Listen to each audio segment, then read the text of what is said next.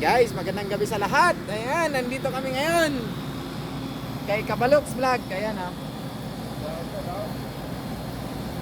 Nagsindi siya ogpan para pausok pa sa hapon. So ayan guys, naghihintay tayo ng oras na magdilim. Ayan ha, medyo madilim na guys.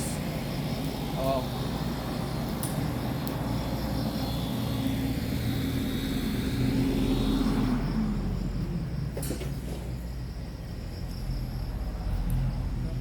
Paggabi na.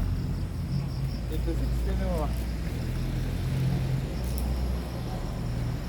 So ayan guys, naghihintay lang tayo ng oras kasi kanina pa tayo actually nag-out.